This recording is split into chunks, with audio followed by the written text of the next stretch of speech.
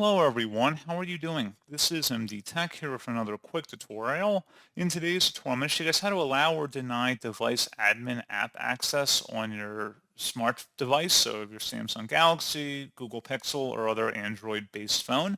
So this should hopefully be a pretty straightforward process here, guys. And without further ado, let's go ahead and jump straight into it. So all you have to do is just swipe up on your home screen and select the Setting Gear button. And then underneath settings, you want to select the apps button. Go ahead and select that.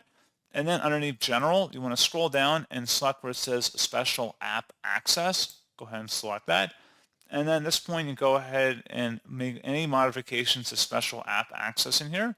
So device admin apps, if you select that option up here, you can select, for example, find my device, as well as if you want to display over other apps. So if you have other apps you want to allow those permissions for, you just would go through the list here, whatever you're looking for.